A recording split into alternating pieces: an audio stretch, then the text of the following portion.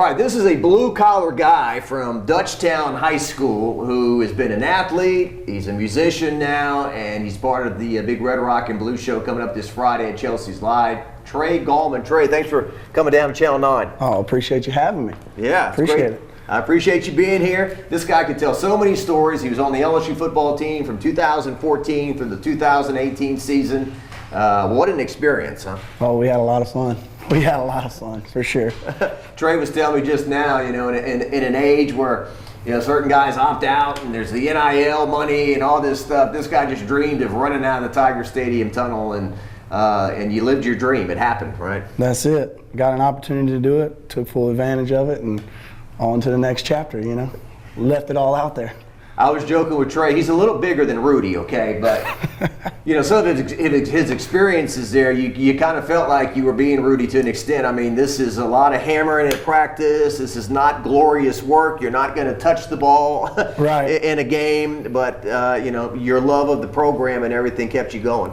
100%. It was, I played a blue-collar position being a fullback, but then even having a more blue-collar approach about it, going in every single day, like we were chatting about a minute ago, having to go against guys that ended up being first-round draft picks, Deion Jones, Devin White, Duke Riley, the list that goes on and on, Jamal Adams, that, we came in together. The guys that we had the opportunity, like Coach Miles and really Coach Moffitt, everybody in the program used to always say iron sharpens iron, and that's what we did every single day.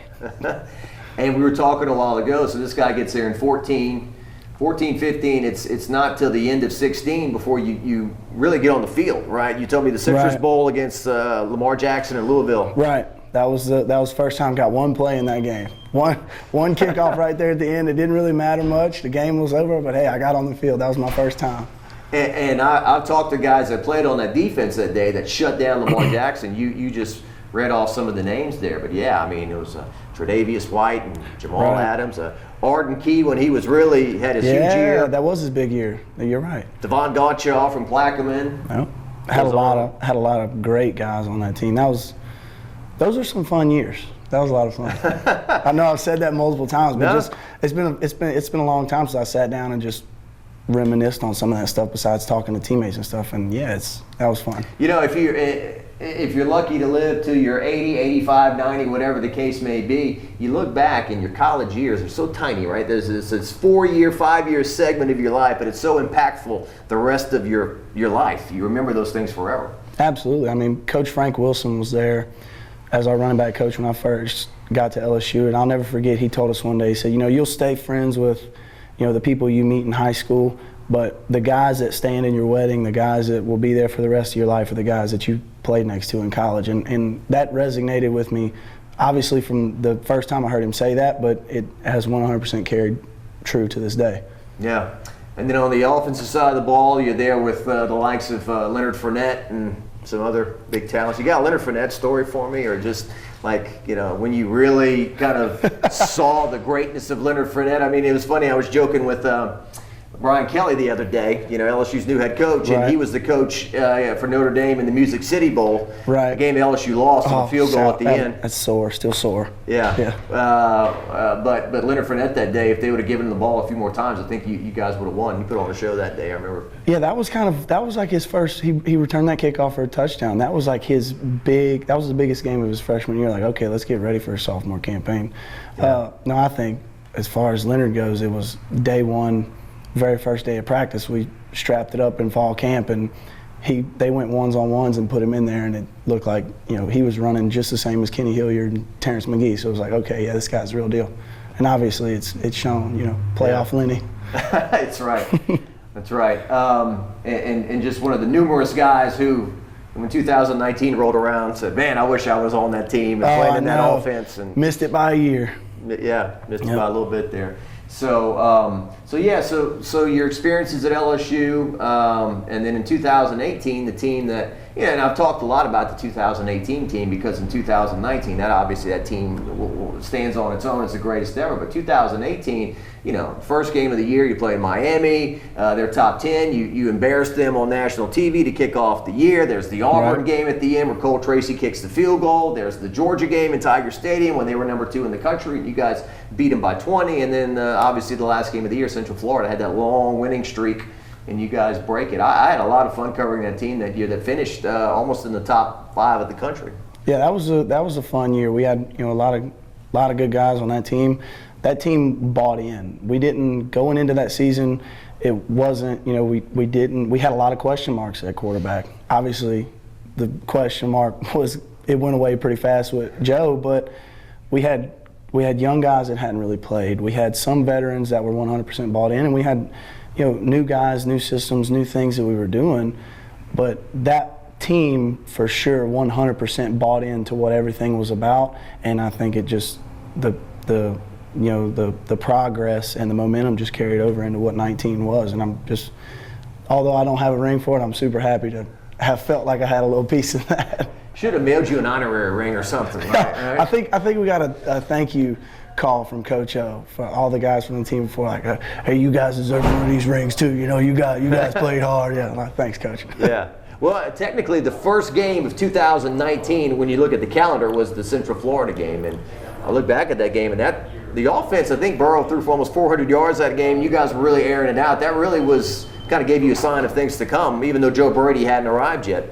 Oh, absolutely. I mean, but what's the joke about whenever Joe threw that interception and that Central Florida D lineman hit him after that blindside hit changed the whole thing, flipped the switch. Yeah,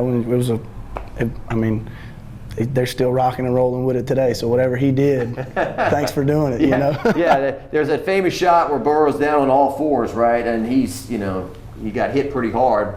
And Joe, I still remember the post game made a point to point out the only reason I was down is because they knocked the wind out of me. Okay, it wasn't because I was hurt, right? Or whatever. He wanted everyone to know, And he would just take some hits, man. And you weren't on the 19 team, but he ran against Auburn in Tiger Stadium. He ran towards the sideline. Some guy just hammering.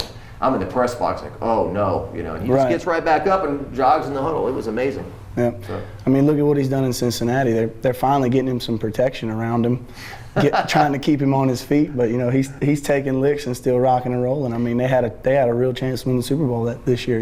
Yeah, they did. They did. A little more protection on that last play. I think they said Chase was running wide open down the field or something, but he was too rushed. He didn't have enough time. Do you have any Burrow stories or memories being on the team with him? I think one of my favorite Joe stories was his very first day was when we all had to report for summer conditioning and we had to run the 110 test. You've heard guys talk about Moffitt and the 110 test. The infamous 110s, The infamous 6 a.m. 110 test, man. And Joe still had long hair. He hadn't cut it yet.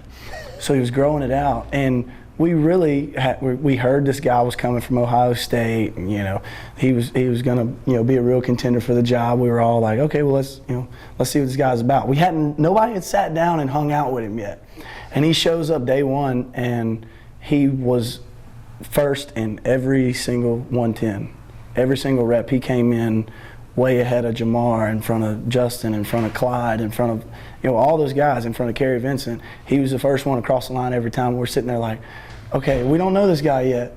We respect it, but is he just a try hard or is he for real? Obviously, we learned pretty quick he was for real. Yeah, it's amazing how that worked out because that really could have gone off the rails. When you take in a guy from another program who hadn't been there, and there were other established quarterbacks that were there, Loyal Narcisse, Justin McMillan, Miles Brennan. Right. I think Lindsey Scott. Yep. Because 2 guys transferred in the middle of the camp. I think it was Lowell and Lindsey. I think that's right. Left in the middle of the camp. No, Justin left. Justin Lowell left. I think that's right. 2 guys left, and then Miles stuck around. But anyway, that could really throw the team chemistry off. Especially at the most important position. Right. I think what just stands to the character of that team and to Joe as an individual, he came in. He didn't demand respect from anyone. He came into the locker room, said, "This is who I am. Accept me as into y'all's locker room as being on the team." And because that team was so close and the chemistry was so good, when he came in, it was like, hey, let's give this guy a shot. And when he earned our respect, it was like, yeah, this is our guy. There's no question. Oh, let's give this guy some reps. Let's give this. No, he came in, he earned the spot. It's his job. Yeah, and I remember 18. There was the pregame fight against Miami. Right. That was fun. And he was like the leader. Like he didn't start the fight, but once he wasn't like, hey, I'm the pretty boy quarterback who's going to stand. I mean, he was right in the middle of it. Yeah. And that was part of what I mean by him earning everyone's respect. And it was that because of other stories like that, everyone was 100% behind him. It wasn't we'll see if this guy messes up, and then we'll give Miles a shot, or we'll give Lindsey Scott a shot. Or it was like, no, this guy came in and he's ready to play ball. So let's go. Yeah, and his stats his first year were not outstanding, but he's the difference in winning and losing like 3 or 4 of those games. Because I remember you guys, the preseason picks were like 6-6, 5-7. And when he made that throw against Auburn to Derek Dillon on that crossing route, when he did that, I said, that's a throw we haven't seen here in a long time. You know, a lot of people forget that play was pretty similar to the Justin Jefferson catch in the Texas game the following year, if you think about it. But going across and taking down the sideline, Derek Dillon, he was. That was all the memories are coming back. That was the moment where I'm like, this guy. You know, he's got an arm, he's got potential. I think this is the real deal. We haven't seen that before.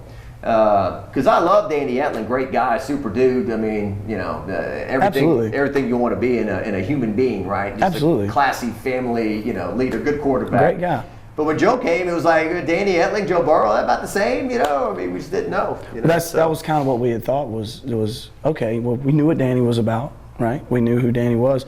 Joe was a lot like Danny in a lot of aspects. Came from, close to the same area, had similar pedigree, similar backgrounds. Joe just obviously brought a little more oomph with it than Danny did, so it was like, okay, let's play ball. Yeah, Danny's too classy to say it, but I wonder if Danny's like, well, if I got a chance to play in the 19 offense, maybe I wouldn't have been Joe Burrow, the Heisman Trophy winner, but maybe my stats would have been a little better. So anyway. We should call Danny up and ask him. Yeah, I got Danny's number. Sometimes he answers, sometimes he doesn't, but he's still in the league, right? I mean, He's been on practice squads. And, is he with the Falcons now? I think that's right. He was with the Seahawks for a bit. Patriots, Seahawks. I think he might be with the Falcons, maybe. I don't know. He's collecting a check and he's not getting hit. Sounds like a good deal to me. I'll take that job. Not too bad. Not at all. Now, you play with some real headbangers, right? So Torrey Carter, I visited with him and did numerous stories on him. His heavy metal music, his Slipknot, his tattoos, his eye black. Yeah. Torrey's my guy. I actually just talked to him the other day. He did his first football camp in his hometown this past weekend. So, and they had a great turnout for that. But we still stay close. Whenever I'm traveling up to Nashville to go and record music, or whenever we're going to play shows or just meet with people, we always try and make it a point to go and hang out with my boy. Because he's with the Titans now. That's right. In Tennessee, and caught on and has played and whatnot.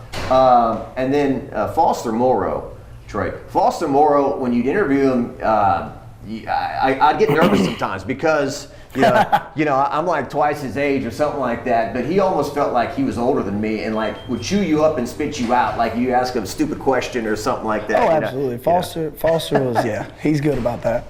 I think, I'm trying to think I think it was the Florida game in 18 when you guys lost over there. That tough game, I think they picked 6 Burrow at the end. Right. He said something along the lines of, we're going to get this done. This is going to happen. We're going to turn this around. Or something like that, and he lived up to it. So, and doing very well in the NFL. He is. He's had a great career so far. I'm super happy for him. I need to call him a boy. I hadn't talked to him in a little while. I need to call him. Oh, Foster, huh? And I think who told me that when Foster got here, nobody liked him. It was one of the teammates like, well, this guy showed up from Jesuit, Had to have been Jeter. That's it, exactly. So perfect. Jeter. That's what he said. Yeah. Jeter and I were roommates. And when Foster came in, he was hanging out with us, and he came in a lot, very matter-of-factly, like what you're saying, where he said we were going to turn around. He came in matter-of-factly saying, I'm going to play as a freshman. I'm going to take your job. He wasn't talking to Jeter, but Jeter's like, who is this freshman coming in here saying, he's coming in so confident. This guy hadn't even put the helmet on yet. And he came in and he lived up to what he was about. He stood by his word, and we respected him for it. That's hilarious. I mean, on Saturdays, you guys are all fighting for the same cause, but man, when you're in camp, there's a lot of that competition. Oh, absolutely. I'm going to take your spot and this and that. Absolutely, and that was we had two freshmen come in. We had Hanner Shipley and we had Foster Morrow that year. So whenever they both came in, Hanner was an early enrollee, and then Foster was like, "Look, I don't care if you're an early enrollee or not. I got the playbook. I'm learning it. I got you." And then obviously Hanner ended up transferring before the season even started. So yeah, the rest is history. It was so chaotic. So in 16, Miles gets fired. You remember that? You remember where you were when that news came about? I guess you guys were back in Baton Rouge. You probably hit the wire or whatever that afternoon. Yeah, we were back home by then. What I remember more than him being fired, because obviously there was the exit meeting and the all that stuff. What I remember more than that was the year before, when we had before the game he never said that he was gone, but he made it seem like this is it. This is my last game. And we go out, we beat A&M at home, we carry him off the field. We're in the locker room like, okay, that's it. And then Oliva gets on the press conference and says, this is our head coach. Like, we're in the locker room taking our gear off, like, all right, who's going to be our coach for the bowl game? We get a notification on our phone, not from the coaching staff, on our phone while y'all are in the other room. You know what I mean? Oh, Coach Miles is still head coach. All right, cool, guys. I'll see y'all at practice next week. Like, back to normal. A notification from WAFB.com or something like that. I think it was one of your Twitters. I think it popped up hashtag LSU football. Jacques Doucet WAFB Twitter handle. Joe Oliva says Miles still head coach. Like, all right, there we go. Yeah, and I think it's the one GIF I've had in my life. Somebody shot a picture of me. And I had this look on my face, like, what is going on? Like, I was so dumbfounded by the whole thing. I wasn't upset that Miles was coming back. It was just, I'm like, what? This is what we're doing? So because the entire town, the entire city of Baton Rouge, we were all under the same impression. Y'all were under the same impression we were. Yeah. Like, what a glorious exit. We were going to carry him off the field. I think Kathy Miles, his wife, she didn't know either until he didn't know, until the game ended. Right. I was good friends growing up with Ben and Manny, and I remember Ben being in the locker room after the game and being like, look, man, enjoyed it, bro. Because he was getting ready to go play college ball, too. So it was like, see y'all around, this, that, and other. And then, oh, just kidding, we're still here. And then so Coach O comes in as the interim, and then, kind of similar late season. Y'all lose to Florida, that game, the hurricane game that got moved and all that stuff, and all the bad blood and the fight and all that. But I just felt when y'all lost to Florida that Coach O was not going to be the coach. I felt he had to be almost perfect to get the job full time, and he gets the job full time. And so what did he do in his interim season? 6-2. 6-2, yeah. I think the feeling was, after his Ole Miss record and.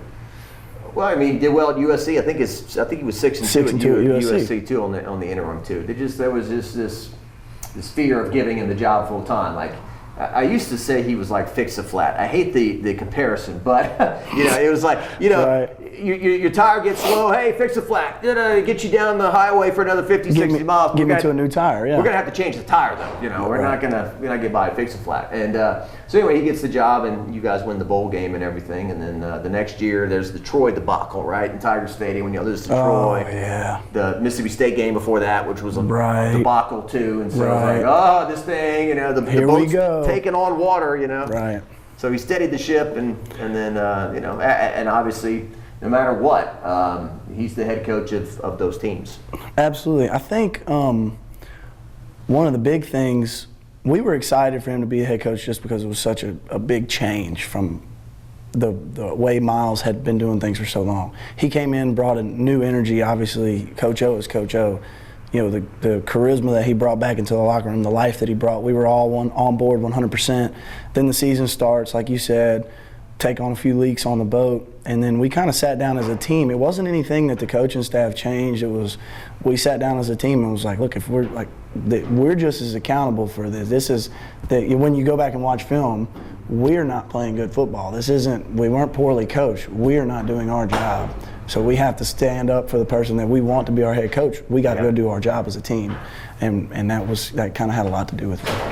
I always joke. I always remember a priest one day I went to Mass, and after Mass, we were talking about football, and he goes, I always find it funny when the team wins, people say, those kids did a great job today. Right. And when the team loses, I can't believe the coach blew that game. Right. Oh, yeah. Absolutely. So that's, that to your point, right? But I guess in college ball, the head coach is the one making the millions, and the players aren't. At least they weren't then. I mean, come on. Now you got players making more money than coaches. Now it's incredible. Yeah. Good for them. I'm happy for the NIL deals. Just a little jealous. I mean, Miss Cincinnati by a year, Miss NIL by 2 years. Golly, man. Can I get a 6th year, and can I get a medical red shirt and a COVID red shirt? We'll just lie and say you had COVID, right? We'll get you a year. What's that Martinez guy in Nebraska? Been there for like 7 years, that quarterback. Let me do that. I got a few left in me. So now you're playing music. You're writing your own stuff. You can find the stuff on YouTube, some of your songs and whatnot. So is it, I think you told me 2017? Correct. Which you're still a player at the time. But Correct. That's when you're kind of really starting to say, okay, I want to do this. I want to play guitar. I want to sing. I want to write songs. Correct. It was spring of 2017. Someone dared me to do a show at the Hangout in Marpaw.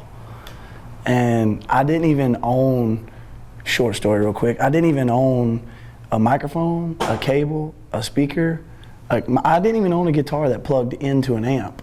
I just had a regular acoustic guitar. And someone dared me.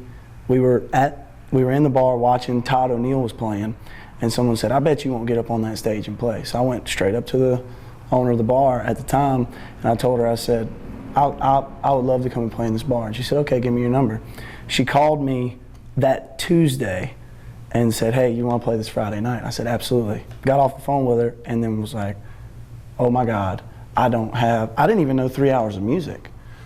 Yeah. So I had to call, I called my dad, said, hey, I don't have any of the stuff you have to play a show.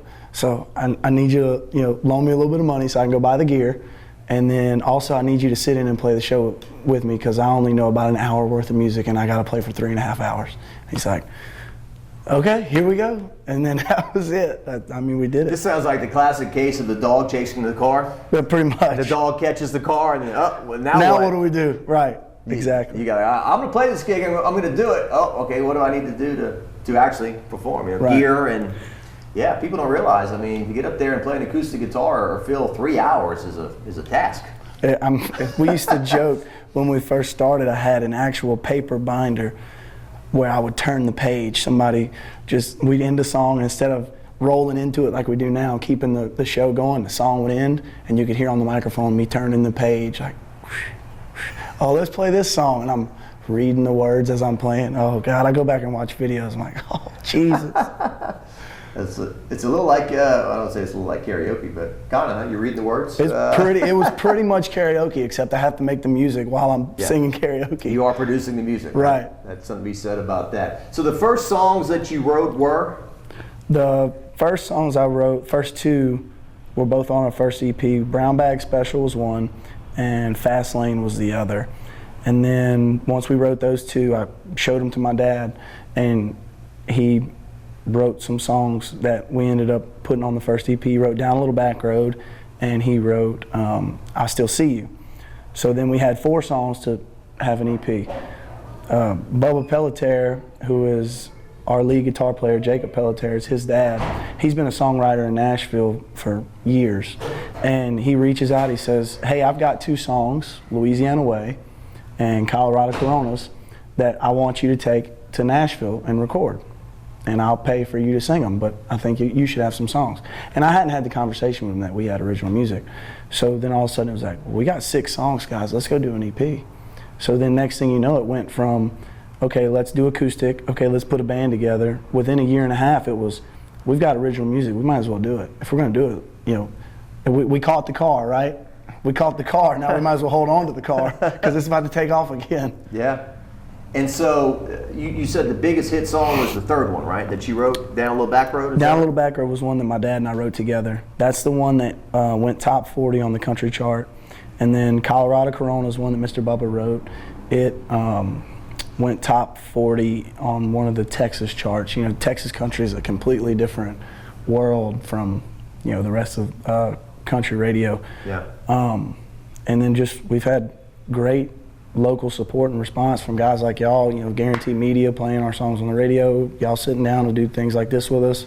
It's been great. It's been tremendous. And what's awesome to hear from you is that you and your dad are intertwined in these memories, right? So your first ever gig, you play with your dad. Right. Your first big song you write with your dad. Right. So that's very cool.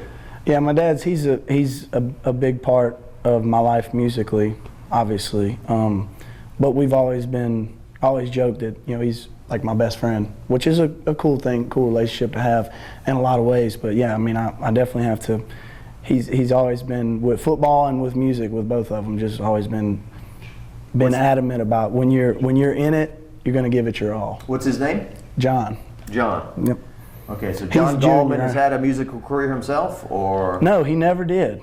He never did. He always grew up playing guitar, just like, at the hunting camp around the campfire with friends, but never. Okay. This is his first experience with it, just the same as it's, my experience. So we're kind of doing it together. It's fun. But he knew enough material to be your hamburger helper, so to speak, to stretch this thing out and fill the 3 hours. The skillet, yeah. Yeah, that's awesome. That's awesome. So now, and I'm talking to other musicians about this, when you go play a gig, the people that show up, they want to hear you play things they're familiar with. Right? Sure. They want to hear Call in Baton Rouge or, I don't know, Neon Moon or whatever the staples are. And when you say, all right, folks, here's an original, that could go over one of two ways, right? Because bathroom break, all right, even Elton John, if he goes on and says, well, here's a new one I wrote, then we're hitting the bathroom. So how do you work that in? How do you work in the original stuff? And I'm sure at this point, you're established, people know some of your original material, but there still is that kind of challenge, isn't it? Absolutely. There are a few songs, like I said, that have gotten really good responses, so it is nice to play those live and to hear them back a little bit. But when we first started doing it, you have to lay the original inside of those staple covers that you're talking about. So the way we would kind of build the show, if you say, all right, well, we're going to play, Should Have Been a Cowboy, we're going to play Call in Baton Rouge, Friends in Low Places, we'll play some Luke Combs, some Morgan Wallen, and you go down the list, and then all of a sudden you go, okay, we're going to do 6 original songs. Then people are like, oh yeah, we're not here for that. But if you go Call in Baton Rouge, an original song, Friends in Low Places, then another original, and She's Country, and kind of lay it in there to where people can say, hey, this song matches this song. You kind of it keeps the attention there, and it keeps people. What you just said, I joke with Chase Tyler about this. It's like when you used to have to feed your dog heartworm medicine, and you put the pill inside the ground meat, and they eat it without knowing they swallowed the pill. So what you're talking about, weaving that original song in the middle of a something that they're familiar with. Trying to keep the energy up, right? Yeah, that's good stuff. Yeah, and but here's the dance, right? And my friend Avery Davidson told me this years ago. Nobody makes it big playing somebody else's music. You're only going to make it big on your own stuff. Right. And so, and not that you're putting pressure on yourself to make it big, but if you do break through, it's going to be on the stuff that you did yourself. Definitely. I mean, it's one of those things like we talked about a minute ago. I want to continue to write music that is what I enjoy doing. I enjoy that creative process. And I also enjoy the fact that people like it as well. If people receive it well, then I think we're doing something right. Mm-hmm. You know what I mean? So we're just going to continue to be who we are. And when I say we, I mean, myself, my dad, my band members now help me write music. Mr. Bubba that I talked about, he still helps write music. We have some guys in Nashville. So it takes a village, right?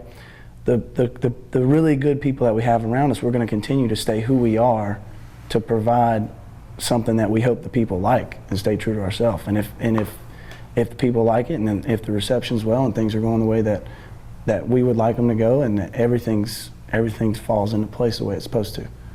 When I was growing up, they had these things called record stores. And I think I heard about that. I think I might have read about that in a book.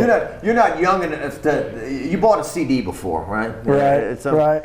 So it used to be that musicians could make a lot of money, and the national people, they could put an album out and sell 7 million copies and make a ton of money. Right. That's not happening anymore, unless you're like, I guess, maybe the cream of the crop, you know, the highest of the high. Right. You can make a lot of money on selling stuff, but really it's in the live performance now, you know, getting people to pay money to come see you play, right? I mean, that's where it's at. But yeah, it's definitely, it's definitely in the live shows, in the getting out, and it works out great because you can't. How are people going to hear you if you don't play live? The chicken and the egg. Exactly. Which one came first? Who knows? You just got to get out there and, you know, you got to go play the music. Did I see him live first, or did I hear his song first on the radio? You know, but it doesn't matter. You like the song. Yeah. Right? The song is the vehicle to get people to go see you play. Absolutely. So they are still both very important. Just the financial end of things has changed. You know, and still I look at some of the biggest touring people or older artists, you know. I mean, did you go see Garth at the? We did not, because we were playing another show, but I'm going to see him in Dallas at the end of the month. Okay. He's playing in Arlington. We're going over there. To me, this is kind of amazing and taking nothing away from him, but and I know he's had hits in every generation, every decade. Right. But when I think of Garth Brooks, I think of the '90s. That's when I was in high school and college, and ain't going down till the sun comes up, and you know all those. Right. You know, my high school, all the slow dances were the dance, and you know all this stuff. So that's where I really think his sweet spot is, and to think that, you know, 30 years later he's still packing stadiums is it's mind-boggling. I mean, you go back and look at the things that he's done in his career and what he's done for country music overall, and just and really live performances across any genre. He took it to a whole nother level, you know, playing in front of millions of people, and it really transcended over to other genres. It made country music more popular. It made other genres say, hey, if we want to keep up with this guy, which at the time everybody said, oh, he's just some country bumpkin, you know, nobody's really paying any attention to him. But then they're like, wait a second, this guy is bringing way more energy than these pop artists or these rock artists. Like, everyone has to put on a bigger production, everyone has to put on a bigger show, which I appreciate, in the fact that if someone's going to spend their hard-earned money to come and watch you, you want to give them everything that they're paying for. Yeah. But George Strait has earned the right to sit on a stool and Right. just strum away, you know. You're still going to pay for his ticket. You're going to sit there and sing, and he's not going to have to say a word. And there's always been kind of that, I don't know, like in the 80s you knew what country was, and then I remember in the 90s, you know, when Shania Twain hits it big, you're like, is this country? Or is Right. this pop? Or, you know. Right, and that was a big thing with, you know, all the artists and that's kind of, history's kind of repeating itself now. You have a lot of music blending over, and a lot of people saying, well, that's not country, that's not pop. No, what it is it's good music. Appreciate it as good music, Yeah. you know? Well, pop is short for popular, by the way. So Yeah, really. if you're popular, it's good. So a few more things with the great Trey Gallman. So yeah, and there are some of these bands who are kind of lightning rods, like, you know, for example, Taylor Swift. I think a lot of people like Taylor Swift, whether she's country, she's pop, whatever. But like Florida Georgia Line, a lot of people just like, this is not, you know, country, or, you know, when Cruise came out and all that, and when you got a guy rapping in a country song, it's like, oh, you know, I don't know if that, but you know, if people like it, they like it. Well, if you look back on it, people say it wasn't country music, but it's arguably was a trendsetter. If you look at what's going on now, you have guys rapping in songs more. It's popular with this generation. Good music is good music.